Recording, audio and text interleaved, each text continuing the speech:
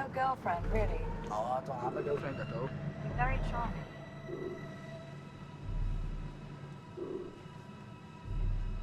It's better. Yeah, sorted. You have a handsome face. Aye, Yeah. thanks a lot, cheers. You think I'm pretty? Aye, you're gorgeous. Do you? Aye, definitely. Good. Aye, I've got a nice smile as well, by the way. Do I? Aye, big thing. What about your smile? Aye, You have a nice smile yourself. cheers. Good. Good.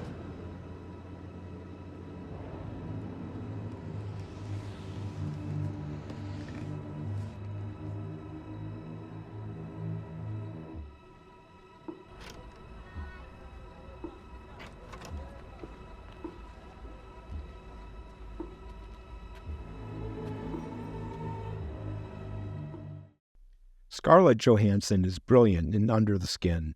She delivers a haunting performance as an alien being that takes the form of a beautiful woman in order to lure men to her home to be captured.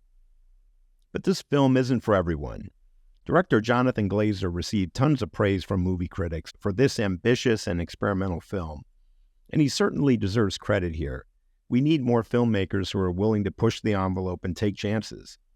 But the slow pace here can be excruciating. So much of the film involves Scarlett's character cruising the streets of drab and dreary Scotland in a van as she searches for male victims. She then lures them into a dark liquid where they are trapped and floating nude. We can assume that they're being harvested for some purpose, but that's never explained in the film. The film is more about mood and mystery than plot. Scarlett's alien seems to understand her mission, but she's curious and sometimes confused by her surroundings. Scarlett delivers an amazing performance with subtle looks, expressions, and movements, conveying her character's feelings as she navigates this strange world and tries to mimic human behavior. Her character is fundamentally detached from human emotions and expressions, and Scarlett pulls this off beautifully. As the film slowly progresses, her character begins to grapple with human emotions and sensations. She seems to become conflicted about her mission, ultimately deciding to abandon it. She tries to integrate into human society with tragic results as her true nature is revealed. Again, Scarlett is fantastic as she portrays her character's apprehension and bewilderment as she tries to have genuine human experiences. The film also generated buzz around Scarlett's full frontal nude scene. Scarlett was willing to do the scene as she felt it was more about her character's curiosity and self-discovery than anything sexual.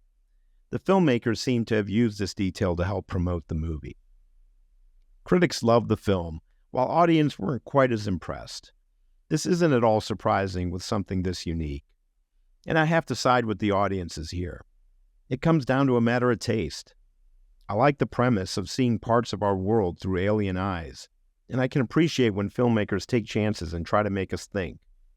But the minimalist approach here goes too far, in my opinion. The film is impressive as a work of art. I just didn't enjoy sitting through 2 hours of it. For me, the slow pace and lack of narrative took away any sense of horror at what was happening to these men, and what ultimately happened to Scarlett's character. It felt creepy, but not at all scary. The climactic scene involving Scarlett's character had more impact, but by then I was waiting for the movie to end. Critics naturally had a field day speculating on the themes of the film. It's always interesting when a film makes us contemplate our humanity. But again, the film really doesn't break any new ground on this front. Some critics addressed the theme of female objectification, as Scarlett's character uses her physical beauty as a tool to lure men. They're arguing that the film serves as a critique of how society objectifies women based on their appearance. But this behavior by men is hardly a revelation. Everyone knows that men will blindly follow sexy women, and this isn't a new critique. I would strongly recommend this film to movie critics, film students, and anyone looking for a more artistic and unconventional film.